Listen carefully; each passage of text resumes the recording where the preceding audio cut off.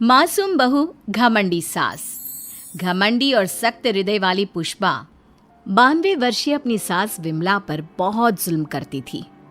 ससुर के गुजर जाने के बाद से पुष्पा ने अपनी सास विमला का जानवरों से भी बदतर हाल कर दिया था।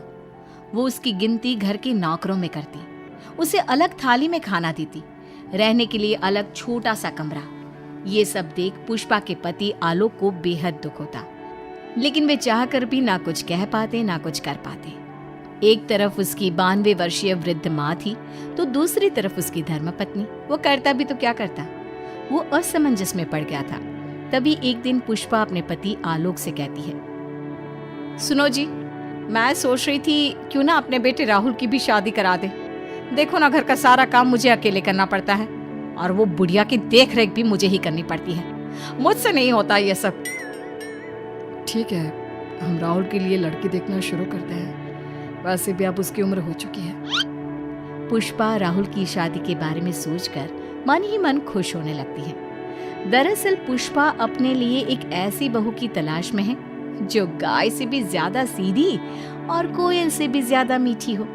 बहुत ढूंढने और जांच परखने के बाद देविका के साथ आखिरकार उसकी तलाश पूरी होती है। वो देविका को राहुल के लिए पसंद कर लेती है और एक अच्छा सा मुहूर्त देखकर उनकी शादी करा देती है।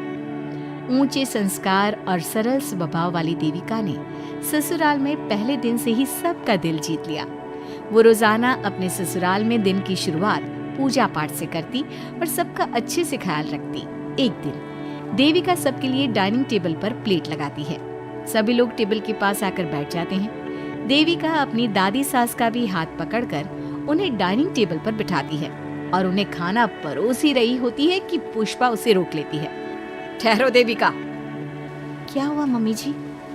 देविका, तुम इस घर में नई हो इसलिए शायद तुम्हें पता नहीं, तुम्हारी दादी सास के लिए अलग थाली है, वो इस थाली में नहीं खाती।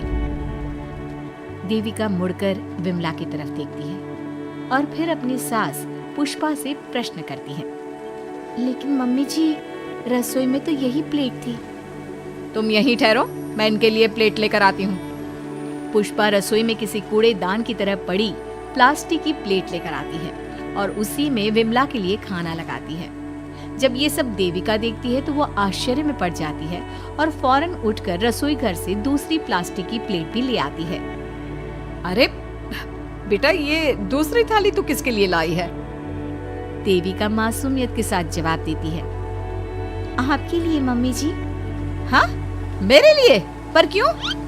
माँ जी, जब आपने अपनी सास यानी मेरी दादी सास को प्लास्टिक की प्लेट में खाना लगाया तो मैं समझ गई कि यह जरूर आपके घर की कोई परंपरा होगी, इसलिए मैं आपके लिए भी ये प्लास्टिक की प्लेट ले आई। अब आप अपनी सास के लिए इस प्लेट में खाना लगा दीजिए और मैं अपनी सास के लिए इसमें खाना लगा देती हूँ। देविका की बातों से पुष्पा हैरान हो जाती है। वो सोच में पड़ जाती है कि वो अपनी बहू देविका की मासूमियत पर खुश हो या फिर उसकी नासमझी पर दुखी। इसी तरह दिन बीतते चले जाते हैं और अब देविका को घर का माहौल और सास का स्वभाव सब समझ में आने लगता है। एक दिन सुबह पुष्पा अपनी सास यानी विमला को उसके कपड़े धोने के लिए कहती है और ये सब दूर से देविका देख लेती है।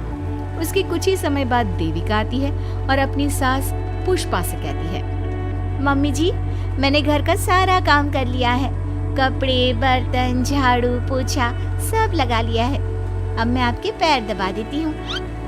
अरे लेकिन बेटा, तूने कपड़े नहीं धोए? मेरे कपड़े तो अंदर कमरे में ज्यों के त्यों पड़े हैं। मैंने आपके कपड़े नहीं धोए मम्मी जी।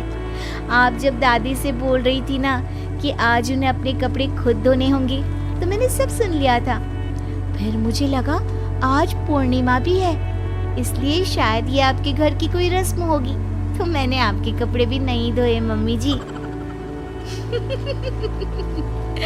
देविका की बातें सुनकर पुष्पा अपना सर पकड़ लेती है और मन ही मन कहती है, ये तो जरूरत से कुछ ज्यादा ही सीधी है। अब क्या करूं मैं इसका? इस बुढ़िया ने मुझे परेशान करके रख दिया है। एक तरफ वो जरूरत से ज्यादा सीधी मेरी बहू जो मेरी हर हरकत को इस घर का रिवाज समझ लेती है, और दूसरी तरफ ये बुढ़िया जो रोज अपना बिस्तर गंदा कर देती है। आए बुढ़िया, अब कौन करेगा ये बिस्तर साफ? बाहर से नौकर बुलाने पड़ेंगे क्या? चल जल्दी से अपना बिस्तर साफ कर, गंद मचा कर रखा है। बहू, तू ऐसा क्यों कहती है? मैंने तेरा क्या बिगाड़ा है? मैंने तो कभी तुझसे ऊंची आवाज में बात तक नहीं की, फिर तू मुझसे इतनी नफरत क्यों करती है? तभी वहां आलोक, देविका और उसका पति आ जाता है। क्या हुआ पुष्पा, तुम माँ पर ऐसे क्यों चिल्ला रही हो? अरे देखो ना अपनी माँ को, इस बुढ़िया ने अपने बिस्तर का क्या हाल कर रखा है।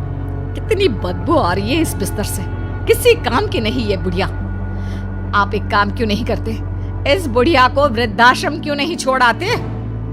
आलोक ये सुनकर परेशान हो जाता है। वो मन ही मन अपनी माँ से अपनी गलतियों की माफी तो मांगता है, लेकिन जुबान से कुछ नहीं बोलता। बहू, ऐसा मत कर बेटा, तू जैसा बोलेगी मैं ठीक वैसा ही करूंगी। मैं अभी इस बिस्तर को साफ कर देती हूँ, पर प्लीज मुझे इस घर से मत निकाल। ये घर मेरे पति की आखिरी निशानी है। मैं अपनी अंतिम सांस तक इसी घर में रहना चाहती हूँ। माँ जी, दादी सास का बिस्तर मैं साफ कर दूंगी और अब से आपको कोई शिकायत का मौका भी नहीं दूंगी। आप प्लीज दादी को वृद्धाश्रम मत भेजिए। हाँ माँ, दादी को रहने दीजिए ना यहीं पर, उनके बिना ये घर बिल्कुल अच्छा नहीं लगेगा। देखो बेटा, इनका जाना जरूरी है। अब इनकी उम्र हो चुकी है, इसलिए अब इन्हें अपनी बाकी की जिंदगी वहीं बितानी पड़ेगी। इतने में देविका वहां से चली जाती है और कुछ ही मिनट बाद एक बड़ा सा बैग लेकर वहां पहुंच जाती है। देविका के हाथ में बैग देखकर सब अचंभे में पड़ जाते हैं। अरे देविका, तुम ये बैग कहाँ से लाई? तुम कहीं जा रही हो क्या? माँ जी ने अभी तो बोला थोड़ी देर पहले कि अब उनकी सास बूढ़ी हो चुकी है और उनकी असली जगह वृद्धाश्रम में ही है, तो मैं ये दूसरा बैग उनके लिए भी ले आई। वो क्या है ना, उम्र तो अब मम्मी जी की भी हो चुकी है, कल तो जाना ही है। इससे अच्छा अभी चली जाएंगी तो दादी सास को भी एक सहारा मिल जाएगा। क्या? क्यों बहू, तू मुझे वृद्धाश्रम भेजेगी हैं? अपनी सास को? मम्मी जी, अगर आप इस परंपरा का पालन करेंगी तो मुझे भी तो इस परंपरा का पालन करना पड़ेगा ना। मैं बिल्कुल आपकी तरह बनना चाहती हूँ। मेरी माँ कहा करती थी, ससुराल में बिल्कुल अपनी सास के नक्शे कदम पर ही चलना। जैसा वो करें और जैसा वो रहे, ठीक वैसा ही रहना। तभी मैं एक अच्छी बहू बनने में कामयाब हो पाऊंगी ना सासू माँ। देविका की ये बातें सुनकर पुष्पा की आंखों में आंसू आ जाते हैं। देविका की बातों में उसे मासूमियत के साथ साथ आज बहुत सी चीजें सुनाई देती हैं, जो चीख चीख कर बताती है कि वो आज तक कितना गलत करते आई है। बेटा, तूने तो मेरी आंखें खोल दी। अपने ससुर के देहांत के बाद मैंने न जाने अपनी सास पर कितने अत्याचार किए, उन्हें कितना जलील किया, खरी खोटी सुनाई। आज अगर तू नहीं होती तो मुझे कभी अपनी गलतियों का एहसास तक नहीं होता। देर से ही सही, आपको अच्छे बुरे का एहसास हुआ, यही बहुत बड़ी बात है। मम्मी जी, तो अब आपके सामान का क्या करना है? अरे जा जाकर इसे मेरे कमरे में रख कर आ जा। अब कोई कहीं नहीं जाएगा, सब यहीं साथ में रहेंगे। बहू, मुझे समझ में नहीं आ रहा मैं तेरा किन शब्दों में धन्यवाद कहूँ। जो चीज तूने 2 दिन में पुष्पा को समझा दी, वो मैं बरसों से कहने की हिम्मत तक ना कर सका। पापा जी, जरूरी नहीं कि हर बात कहकर भी बताई जाए। कभी कभी अपनी गलतियों का एहसास कराना भी जरूरी होता है, और मैंने भी मम्मी जी के साथ ठीक वैसा ही किया। उन्हें उनकी गलतियों का एहसास कराया और देखिए आज सब ठीक हो गया। सच में देविका, तुमने आज हम सबको बहुत बड़ी सीख दी है। अब पुष्पा सुधर जाती है और घर की पूरी जिम्मेदारी देविका को सौंप देती है, और अब उनका परिवार एक सुखी और समृद्ध परिवार की तरह रहने लगता है।